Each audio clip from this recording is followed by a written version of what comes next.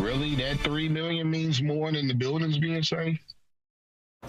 Some safety administrators for Jefferson County Public Schools say getting rid of them to try and fix the district's budget crisis will make schools less safe.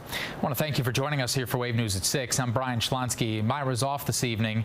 District leaders made the decision to end the school safety administrator program.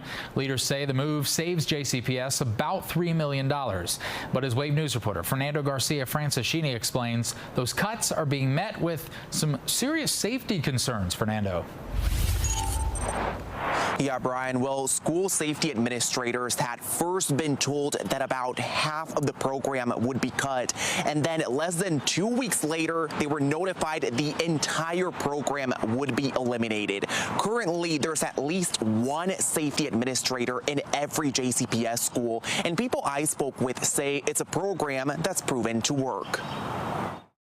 As a former law enforcement officer, Emery Richardson felt like the school safety administrator job was the perfect fit for him. No one told us after year 4 they would be doing away with us. All the reports that we were getting was, hey, great job, keep up the good work. But even with the stellar reports, JCPS leaders decided to cut the program as they tried to address a $188 million budget deficit. You're taking away key components that are essential to the safety of the building in order to make a budget work. Safety administrators tell me their job is prevention focused, meaning they work in the schools to prevent incidents from happening in the first place. Part of their job includes school-specific threat assessment and managing weapon detection systems. They also work to build healthy relationships with their students. So I think students are they're losing an advocate for them that they have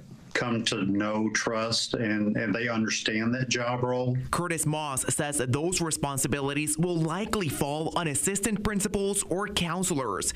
And Richardson says that this will hurt the learning experience in school. The teachers don't come to school to teach to be bodyguards, counselors, mentors.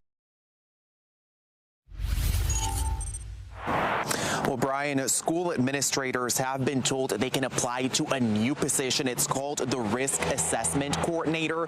But both Moss and Richardson have serious concerns with this new job. For example, they would have to travel to multiple schools instead of being focused on just one school. And aside from that, if they were to take this new job, they'd have to take a $30,000 pay cut. Fernando Garcia-Francescini,